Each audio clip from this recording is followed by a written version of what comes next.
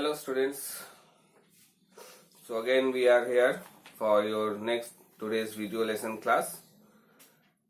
In the last video lesson class I have done up to the physical properties of carbon dioxide.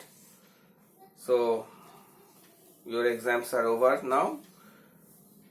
Now we have to move forward for your final exam, which will be going to held in first week of March. So we have to finish our syllabus and do the revisions on time. Okay. So today I will start from the chemical properties of carbon dioxide. So first chemical property of this test is with litmus paper. On litmus paper, carbon dioxide is a covalent compound, you know. It is a non-metallic oxide form. So non-metallic oxides are always acidic in nature. We know non-metallic oxides are always acidic in nature. So when a blue litmus paper is comes in contact with carbon dioxide, it turns into red in color. Okay.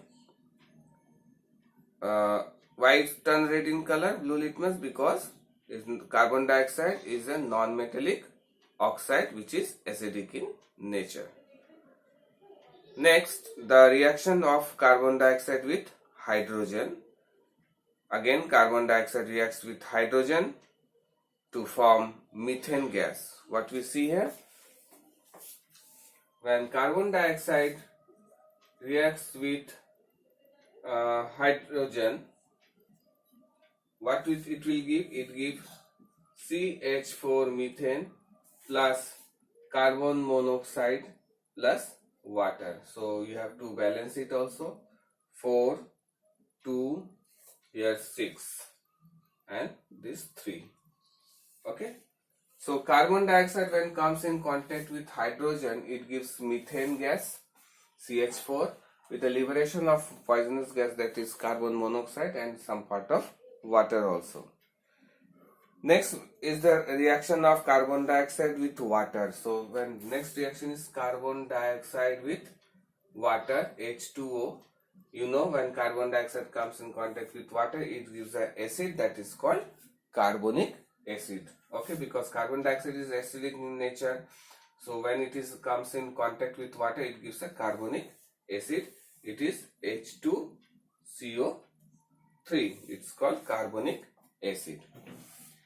Now, what happens when carbon reacts with some metals? What will happen when carbon reacts with metals? So, carbon dioxide is a non-supporter of combustion. As you know, it puts off the fire. It's used as a fire extinguisher. So, some metal like sodium, potassium and magnesium continues to burn in the presence to give black speck of carbon. So, when magnesium burns, also burn magnesium, sodium and potassium burns in the presence of carbon dioxide to give black speck of carbon. Okay. So what we see here, so when magnesium, suppose magnesium plus CO2, it burns to give magnesium oxide plus carbon. Magnesium oxide plus carbon. So we have to do the balancing. So it's already balanced. Okay. Now, in the same manner, when carbon dioxide reacts with metal oxides, so it's here we can see we have seen that carbon reacts with metal, but if carbon reacts with some metal oxides, what will happen? Already carbon dioxide is acidic in nature, so when they react with metal oxides, they form metal carbonates. What they form?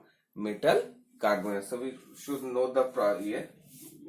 Suppose, so metal oxide plus CO2 carbon dioxide, what you will get? You will get metal carbonates. We will get metal carbonates. Okay. How will you get? Example, what we see, suppose it's Na2O, sodium oxide, when comes in contact with carbon dioxide, what you will get? Metal carbonate, sodium carbonate, Na2CO3, you will get metal carbonate. Similarly, if you take magnesium oxide, when reacts with CO2, it gives magnesium carbonate, MgCO3. It will give magnesium carbonate. Okay. Now, this is the reaction of metal oxide with carbon dioxide. Now, if carbon dioxide reacts with metal hydroxide, what we will get? Metal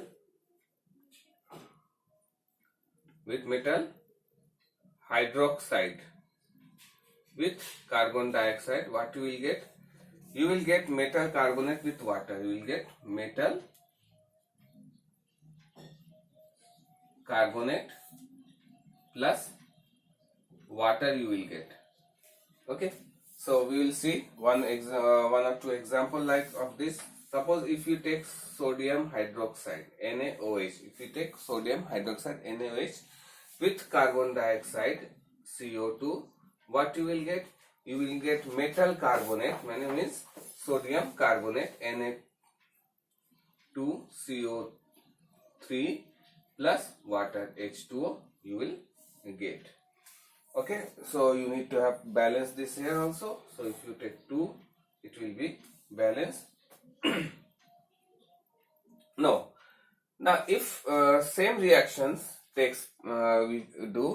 perform and we pass excess of carbon dioxide here. If you pass excess of carbon dioxide, what you will get? If excess of carbon dioxide is passed over sodium hydroxide, you will not get sodium carbonate with water. You will get the hydrogen will combine with sodium carbonate to form sodium bicarbonate. So when sodium Na2CO3 when reacts with excess of carbon dioxide, again this reaction with water, so what we will get? 2NaHCO3. You will get sodium bicarbonate. When excess of carbon dioxide with water passed over sodium carbonate, you will get sodium bicarbonate. Okay students, in the similar manner, if you take another hydroxide, suppose if you take calcium hydroxide, if you take calcium CaOH whole 2 plus CO2, what you will get? Again you will get calcium carbonate CaCO3 plus water. Okay, but when again excess of carbon dioxide is passed over this calcium carbonate, what we will get? Calcium carbonate will get CaCO3 plus CO2 plus water H2O. What you will get? You will get sodium calcium bicarbonate CaHCO3 whole 2. This is the calcium carbonate. So what we see, when metal hydroxide reacts with carbon dioxide, they give metal carbonate and water. But when this metal carbonates with water again pass through excess of carbon dioxide, they changes to metal bicarbonate.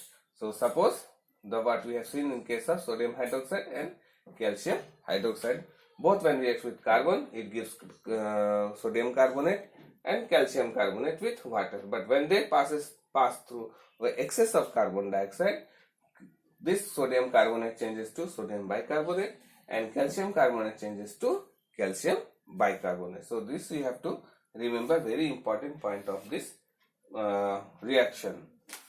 Now we have got all the chemical properties of carbon dioxide now. Now we will see one by one the uses of carbon dioxide.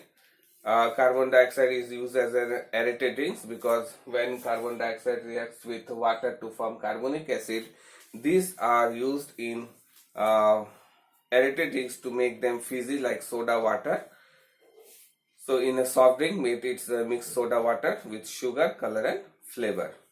Then for refrigeration, dry ice is good, very good for refrigeration.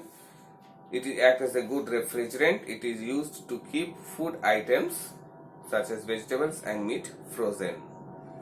Next is fertilizers.